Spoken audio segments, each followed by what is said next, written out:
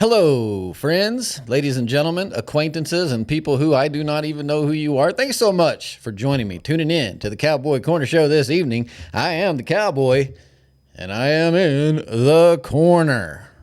Once again, thanks for being here. We're doing an abbreviated show tonight, I guess you'd call it, because we're going fishing. We're heading out on our fishing trip, and so honestly, I don't have time for you folks. I'm just kidding. I love you. I love each and every one of you. Everyone who carves, just a little bit of time out of your day, out of your evening, out of whatever moment in time you have in your life. I'm very grateful and appreciative that you decide to spend that with me. So I don't take it lightly. And that's why I'm doing a show, even though we're heading out on a fishing trip. In fact, by the time you're watching this show, probably already going to be fishing somewhere because I'm recording this a little bit ahead of time. This show is not live. I'm doing it live right now, obviously, but by the time you see it, it's going to be previously recorded. But anyway, thanks for tuning in. Thanks for joining me. Contact the show, as always. You contact the show by joining the YouTube chat. Or if you can't join the YouTube chat or just don't want to, but you still want to call in or not call in, but you know what I mean, communicate, then direct message on Instagram, or you can also direct message on Facebook, Instant Messenger nowadays. Those are both at Cowboy in the Corner on Instagram or Facebook. So we will be streaming live on Facebook soon too. I'm trying to get all of that worked out and get all that going. But until then, you can always catch us on YouTube. So anyway, yeah, we're about to be going fishing. And so we're getting all of that ready. The boys are getting all of their stuff ready. I've got some, I've already got my vest on. Got a couple rod and reels back behind me. Got all this good stuff right here packed in front of me. I just threw it on the table so that, number one, it's a good prop. It gives you the idea, this guy is actually a fisherman and knows what he's talking about. He knows what he's doing. And also it makes it where, I'm not forgetting anything, because by the time I step out the door here, I've got all of this right here, and I'm just going to throw it in a bag, and we're going to head on out. Now, obviously, there's a lot more than that to it. I mean, especially we've got a dog that's going. We've got a wife that's going, and, there's no simple trip when you have a female. I mean, I love all of you females, don't get me wrong, but y'all are a little difficult sometimes. And any man who's gone on a fishing trip knows that. So anyway, we're gonna make it happen. It's gonna be great. So I did hear on TV this morning, and I'm not trying to put pressure on anybody, but there was a pretty stern message on TV this morning that I needed to share with you, and it just said only you can prevent forest fires. And so, take that as you will. But I need you to kind of take that seriously, because there's been a few forest fires. And so if they're starting, it's your fault, because only you can prevent them. So, do better, please. So getting down to the show, like I said, it's going to be abbreviated. So I just need to quit rambling on so that I can get the flock out of here. What do we got? We've got some LeBron news. Actually, we don't have any legit LeBron news because he's not saying anything. But this breaking news from LeBron. LeBron James microwaved his instant ramen for 2 minutes, but when he took it out, it was still kind of cold, so he will be putting it back in for another minute. And breaking news after that, it's not done yet because the noodles are still kind of hard. That's what LeBron James said. The Knicks jersey is unrelated. He's probably not going to the Knicks, y'all. We don't know where he's going. It's going to be, I'm betting the farm on, it's going to be either Miami or Cleveland. He's going to go back to where he's already been. And it's just annoying. I mean, he's such a diva and a prima donna and all of those other cliche words that you use for people of this caliber. He's not a top 10 player anymore. He needs to just pick a team. Nobody's really holding out anything on this, but I did, kind of look into it a little bit. Why is it even a big deal anymore? Because as I just said, he's not even a top 10 player in the league. I mean, in my opinion, all of that is relative to anybody's opinion. There's no official list of top 10 players in the league, but honestly, he's not in it. He's not in the list. But it says LeBron James waiting to choose his next team. It's effectively putting the NBA on hold, or in a holding pattern, because a lot of free agents have already signed and made their decision, but there are still others who are remaining not sure what they're going to do or where they're going to go because of him. Contending teams are hesitant to use their remaining cap space Because obviously, like, he's not going for chump change. You're going to have to pay the guy a lot of money, even though, in my opinion, he's not worth it.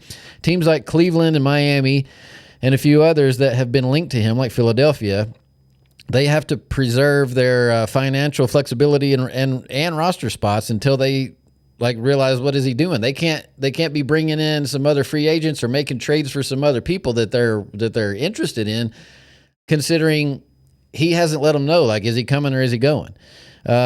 Secondary free agents are waiting, like other players who could potentially just want to go where he goes. Again, like, I don't understand why you would want to go where he goes. He's not going to single-handedly lead you somewhere. If you're a good player and want to be on a contending team, like, I would not be waiting on this LeBron domino and where that's going to fall to make my decision. But then again, I'm not an NBA player.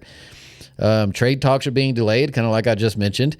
Multiple reports suggest some teams are exploring larger trades that could also influence his choice. Okay, so that's where that comes in. He's kind of waiting to see where some of these trades are going before he makes a decision, because he's a ring chaser and he wants to go where he has the best chance.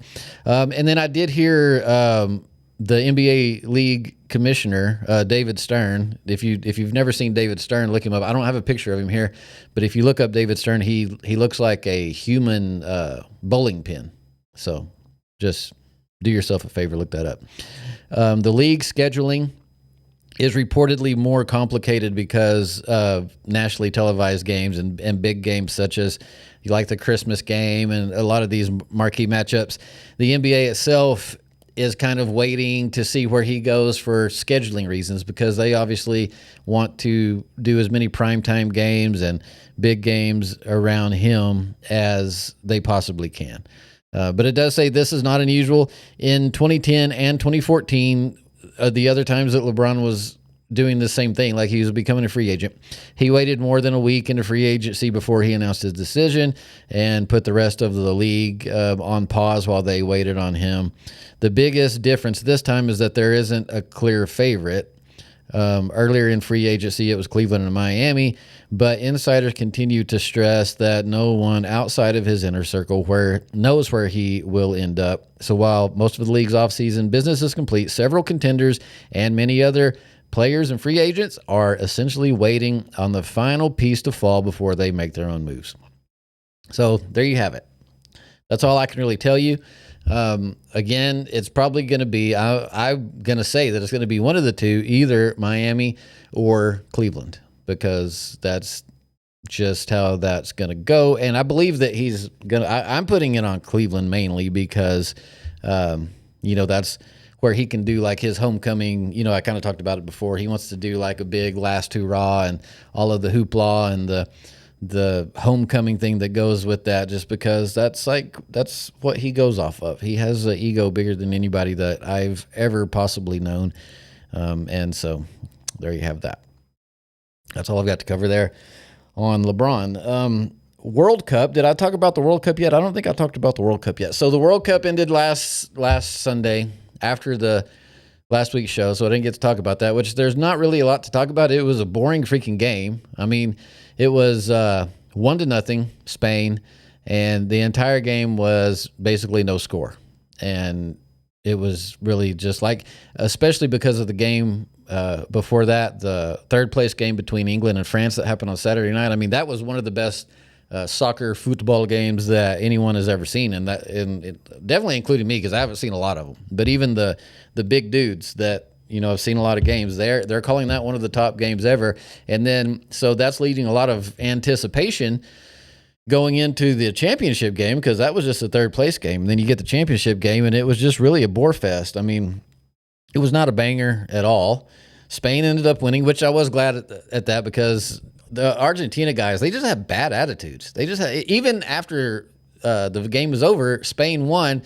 They didn't congratulate anybody. And then as Spain was like doing their victory thing, the Argentina team intentionally like turned their backs on them and faced up against the into the crowd, which it was some Argentina crowd there, and they were like kind of interacting with them, but they were deliberately, you could tell it was like a deliberate, they're turning their back on Spain. It's just like, be a sport. You're the number one team. You were supposed to win. You didn't. It's your own fault. Like, they were better than you. They were better than everybody, and you lost. But be a sport about it. Like, don't be a D-bag. But they were all being a few D-bags. But anyway, I'm glad Spain won.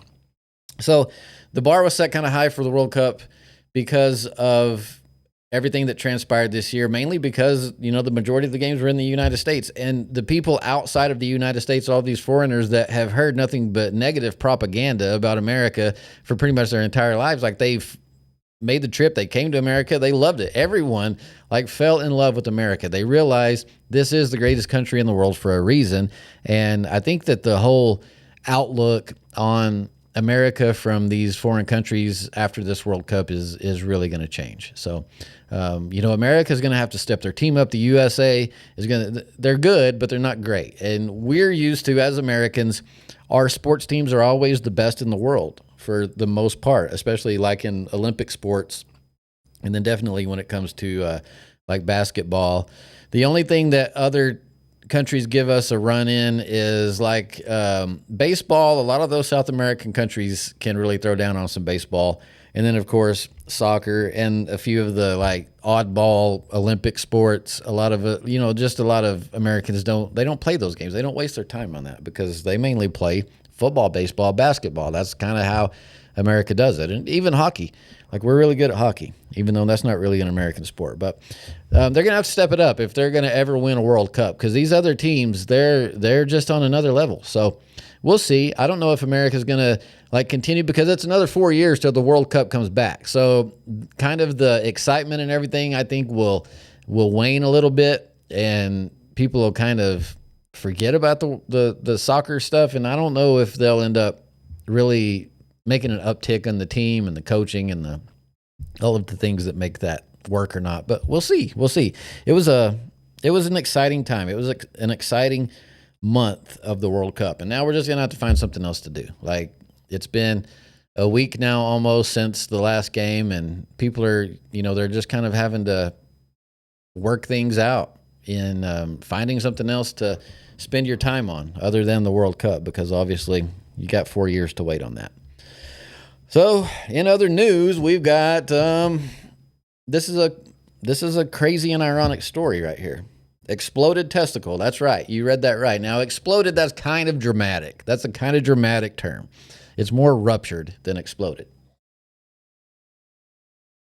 But this player, his name is Joshua Kuroda Grauer, playing for the Athletics. You can call them the Oakland A's. You can call them the Las Vegas A's, depending on where you're at on that deal. Right now, they're currently the Sacramento A's. So they're the Sacramento A's because they're transitioning between Oakland and Las Vegas, but they don't have a stadium yet in Las Vegas, so they're playing in Sacramento at a AAA ballpark. Anyway, Joshua Kuroda Grauer made his MLB debut. He was just called up to the Major League on June 29th. So within less than a month of being in the Major League, he had an interesting game. Now, here's what happened. Kuroda Grauer swings on the first pitch and fouls it off of himself. He's still down. He fouled the ball right off the old maybe even ball-to-ball higher. contact. You see here, Dallas.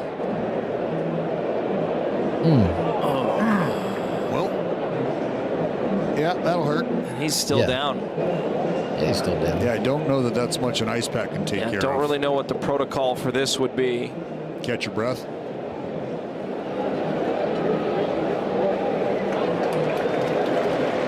He's on his feet now. So he's up. He got up and he was able to walk. I'm not going to say walk it off, but he was able to walk. He did end up having to go have an emergency surgery because he had it looked at, and he had the exploded testicle or a ruptured testicle. But here's the ironic part. So before this happened, as I said, he was called up on June 29th. That was his first major league game after being called up from the minor league. So he's a young dude, and he balled out on his first game. And earlier in this game, which was on July 20th, just a few days ago, this I'm playing this kind of in reverse order, but this at bat here that I'm playing now actually happened the at bat before the one that we just saw. With the Kuroda Grauer unleashes to left center, way back. There's his first. So in this at bat, he hit his first bomb, his first ever major league home run. Like, that's a huge deal. Same game, next at bat, Kuroda Grauer swings on he the gets first that pitch and doozy fouls happening off to him. So he's going to be himself. out for a Still while, down. and that's kind of sad. Might have caught But him he's on a the good inner he's a good leg. ball player. Obviously, I don't Maybe even know anything higher. about him What do you really. see here, Dallas? I'd never heard of him before this. I just noticed because anytime there's some crazy news going on, your boy's going to be in the middle of it. So I took that clip for you, and then I did the research afterwards. So I didn't know when I first saw that there was a MLB player that had a ruptured testicle that was him, and that was the at-bat directly after his very first MLB home run. So he kind of had the highest of highs and the definitely lowest of lows right there, one after another. But I believe he'll fully recover and be back. I don't know how long that takes. I don't know the surgery. I don't know the procedure that all went down and how the ruptured testicle, I don't know any of that, and I don't know how long that recovery takes. So I'm assuming he'll probably be back by the end of the season, but I don't know that for sure. In other baseball news, this is a high school game. Let me see. Let me get the right button up here. Okay, this is a high school game. This kid hits a dinger. Watch the outfielder.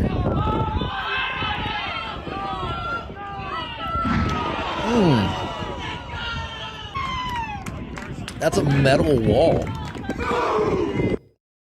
That's a metal wall. See that again. Dude, it's a nice dinger. This is in Canyon, by the way. And I mean, give that outfielder credit. He was going to lay it all out to catch that ball. Unfortunately, he misjudged the distance of the wall, and he took out that metal wall, or I'm going to say the metal wall took him out, actually. But that was intense. But that's other baseball news. So moving on, it's kind of, we're in that time frame right now where there's just not a whole lot to talk about, especially with the World Cup ending. There's really just there's no basketball.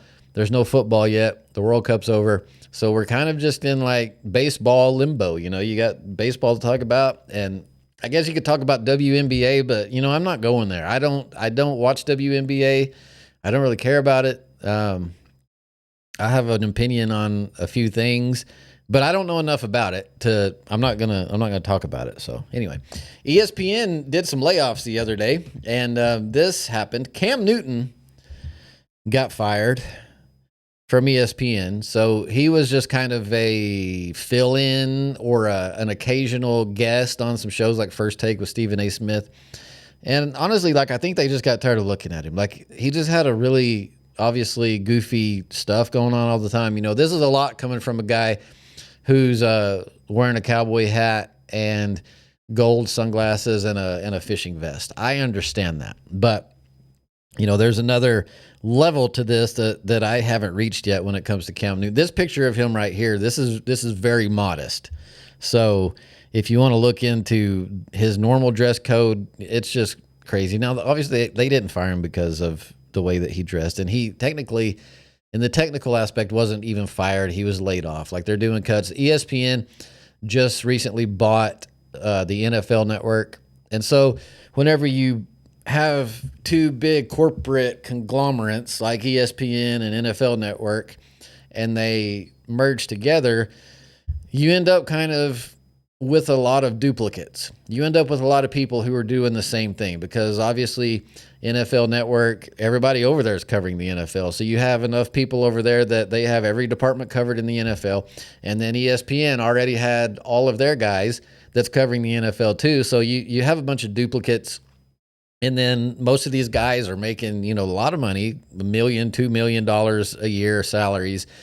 And they just start having to make cuts. So they start looking for people to get rid of. And Cam Newton is one of them, because he really just, he's opinionated, but he's just different. And it obviously just wasn't cutting it for ESPN. And then also they got rid of Ryan Clark, NFL analyst.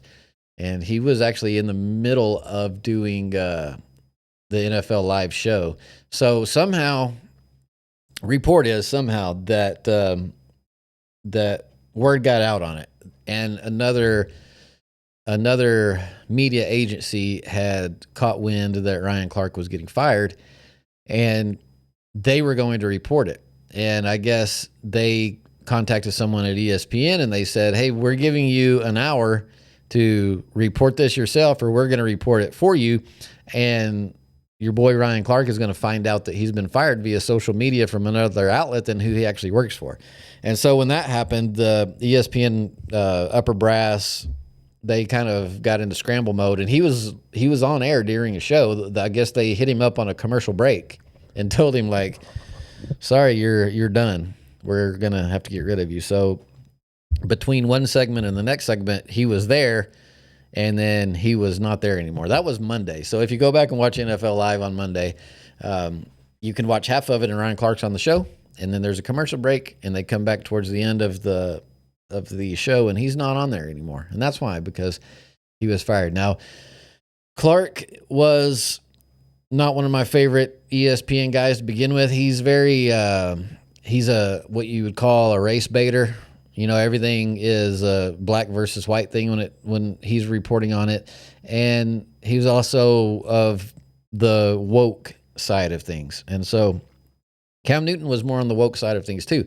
So I'm thinking that, like, really the whole woke thing that was really cool, 4 or 5 years ago, back whenever all of that was going on, like, it's really fading away now. And that's good. People are just kind of over it. People are just kind of over all of the unneeded wokeism and racism and genderism, like they're starting to really clear out the men playing in women's sports. All of that's getting shut down, and now they're kind of getting rid of the people who talked about all that stuff and reported on it, and that was kind of their wheelhouse. And so I don't want to see anybody get fired. That's not what I'm saying. I'm not glad that anybody got fired, but I am okay with the fact that networks like ESPN are making changes going in the direction of, like, we're getting back to focusing on sports. We're going to continue having our employees and our people that focus on sports and not focus on all of the extra stuff, and people who aren't constantly, bringing race into the mix. Like, we can just play sports.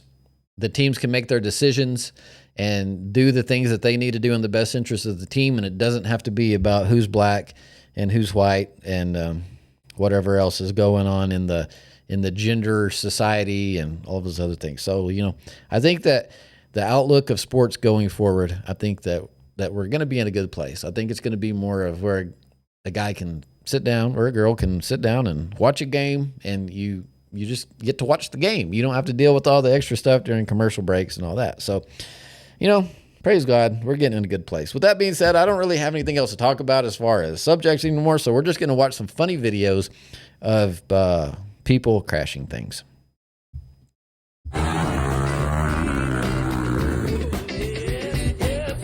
Whiskey Throttle at its finest. And I don't know if he was trying to hold on to, like, thinking that he was going to recover that and save it, or if he just didn't know what to do.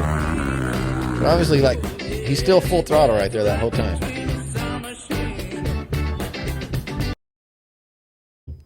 All right. This guy is hauling a washing machine. I don't know if it's a washing machine or a dryer, but it's obviously a clothing appliance. And he's on a motorized scooter, like a Razor scooter that's electric. And I mean, he's doing good up to a certain point. And then right here, he starts kind of swapping it out. That front end gets a little out on him. He starts swapping it out and taking a tumble. And now that piece of machinery is toast. That is a washing machine. I can tell by the door. You see how it has that, like, cone type thing on the door that's open? That's only a washing machine that has that. Dryers don't. So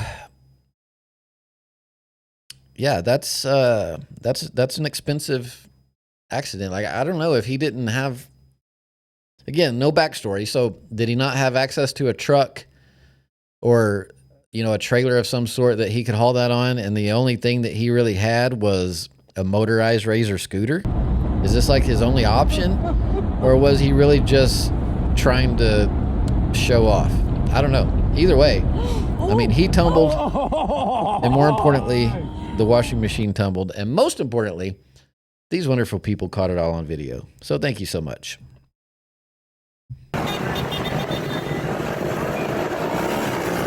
Oh no. What even happened there? That was terrible. That sucks. It looks like the front forks came apart. Usually when something like that happens, it's because the wheel itself is loose and the front axle with the wheel on it comes off, but this looks like the forks came apart when he lifted it up. Yeah. The wheel and the axle are still intact. They came apart at the forks. That's some very bad motorcycle maintenance. Very bad motorcycle maintenance. Hope those dudes are all right. There's always these guys at the golf course or park or wherever this is. All right, 1 made it, 2 made it, 3 made it. We're doing good. Holy smokes. Okay, this guy made it, no problem. This guy made it, smooth as butter. This guy made it pretty decently, and then this guy, like, coming in hot. And he's up over the bars before, like, right after he hits the first jump. It's not even at the landing. Like, he's coming over the bars before he ever even is coming close to the second hill. Wow. This thing, I don't know what's in it. I watched this video earlier. This is like a Vespa or something. And they've got it souped up to the max. Look at that thing.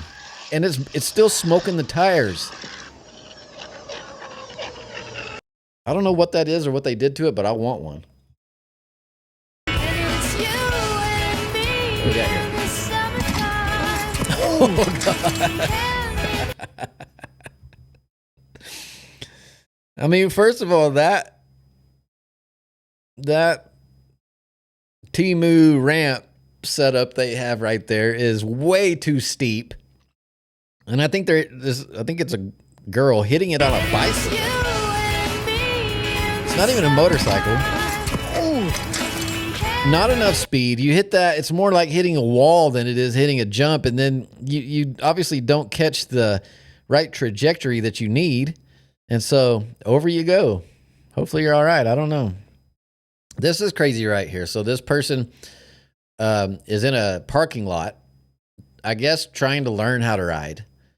It's like a full-size bike, like a Harley or some type of a Triumph or something of that nature. This was caught on surveillance camera. Just trying to learn how to ride. Newsroom, a motorcycle flew through a fence and crash landed onto a car in a dealership parking lot in Shoreline. Right there. This happened late last month. The King County Sheriff's Office says the motorcyclist was crashed the scene in a church parking lot when the bike flew out from underneath him. The car had some pretty serious damage. The rider was okay. The Sheriff's Office says that rider is not facing any. It's a brand new motorcycle too. It's still got that's a dealer tag on that thing. So it's a brand new motorcycle and a brand new car in a lot. I'm assuming it's brand. They said it was in a car lot, so I'm assuming it's a new car. I could be wrong on that, but that motorcycle, you can tell there wasn't a spot on it. So, yeah, I mean, I don't know what to tell people because, again, as I've said before, that's never been an issue with me. I've never whiskey throttled a bike. I understand how it happens. You just panic, and it's like you're trying to hold on. And in the act of trying to hold on tight, you're doing this like a chicken wing, and that throttle comes wide open, and then they don't know what to do. But like just the tip that I can give is just like if you ever feel like you're losing control, just lean forward, because if you lean forward, then your natural weight and motion is going to cause your wrists to go in that way, which is the opposite way of the way the throttle operates. I don't know. I don't really know what to do for you in that situation. It just seems to happen too much. This thing's really cool. It's a bicycle, like a mountain bike. It's got some really good brakes on it too. But it's like, I don't know what kind of engine that is. Sounds maybe like a chainsaw. I think it's too big to be like a weed whacker engine. Sounds more like a chainsaw, but anyway, really cool. This guy, like, license revoked on the forklift, man. I don't know what he's doing. He's doing a donut. He just took a chunk of concrete out. And now he's... I'll just shut up.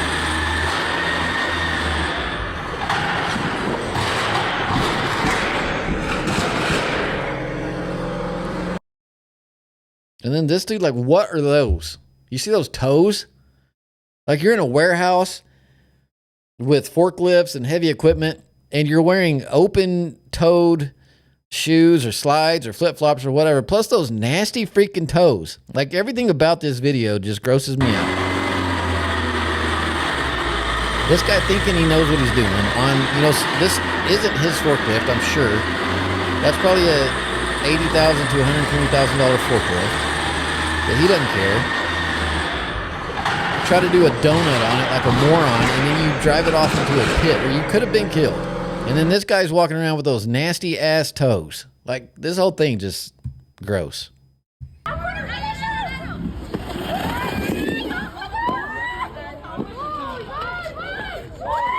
Oh, that's probably a broken leg. That was probably a broken leg. I don't want to see that again.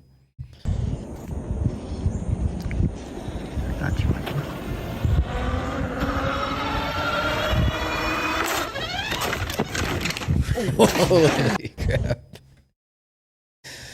I mean, it looks like just a normal ride in the park.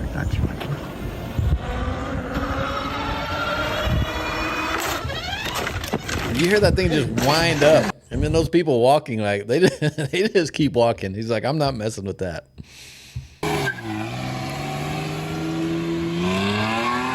These are some dudes you don't want picking up your daughter. I mean, what an idiot.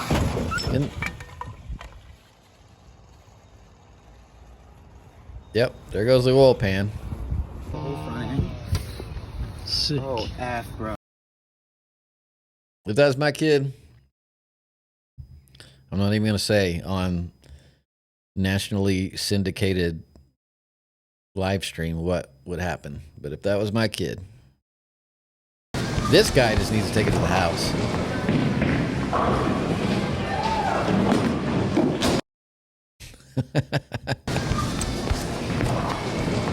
All the way down there and still guts it. Oh gosh. These people with the robots, man, they still, like, we're just not there. We're not there with the robots. And this one's gonna end up strangling himself. He's got it wrapped around his neck.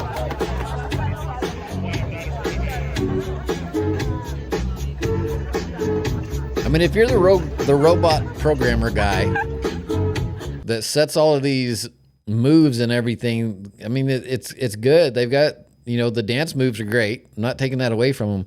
But do you not have the common sense to know that you've got to set the parameters also of the space that these dance moves are going to be done inside of? Like, you're not considering that you have a fence or like this barrier of rope and cones, and not even considering the fact that, you know, your dancing robot machine guy has to stay on one side of those and not run into them. So you can make all of these dance moves and all that, which I know it takes, like, that's taken a lot of skill and a lot of, you know, brain power that I don't have. I don't know how you would do that. But one thing that I would know if I was doing that is that, okay, the dance is good, but now I've got to realize that this is the amount of space that I have to do the dance in.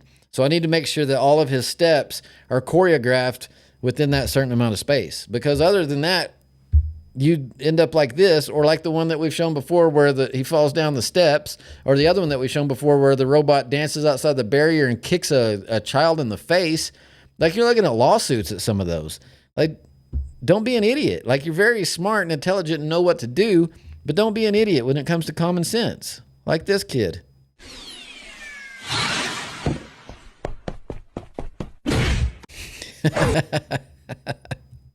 I guess he's shooting fireworks. I don't really know what that is. And then off we go. Boom! That's kind of motorcycle related. Let me look at this guy. I'm saying this is real. I don't know. The kids may say this is AI, but I mean, looks like a cartoon character. It looks real to me. Chicken leg deluxe. And then up top, he's got 28-inch biceps. And then 4-inch ankles. And this one this made me laugh. Just a graffiti that says Fart Town. I don't know why I thought that was funny. But I thought it was funny, and I put it on here, and it's my show, and I can do what I want. So thanks, everybody, for tuning in this evening. Thanks for hanging out with me for a little while before we hit our fishing trip. Once again, always contact the show on YouTube chat, or at this point, moving forward, you can send me material for next week's show, direct message on Instagram, or you can also message it on Facebook. Both of those you can contact at Cowboy in the Corner on both places. And I believe that that's all that we have today. Also, I want to be sure and remind you to always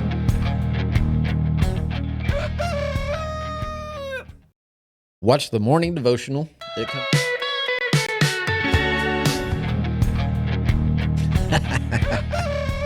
I hit the wrong button. I apologize. The morning devotional. I've got so much crap on the screen right now. Look, guys, I'm ready for a fishing trip, okay? This is not like on my high priority list. I'm doing this by myself. Conrad's over there scratching fleas off of himself on my chair. The boys aren't in here. I'm doing the best I can, okay? And my mind is already on the lake somewhere. So anyway, the morning devotion every Friday. We just had one yesterday, so hope you enjoyed it. There's going to be another one next Friday, and I think we're on week 7 now, heading into week 8. So thanks for all of you who watched the morning devotional. And with that being said, I'm done. I'm out of here. I hope that everyone has a great rest of your weekend. I'm going to have a great rest of mine. And until then, I'm grabbing my fishing poles, my rod and reels. Got everything ready right here, and I'm heading out. So, everyone, have yourself a good one. Got to get my phone.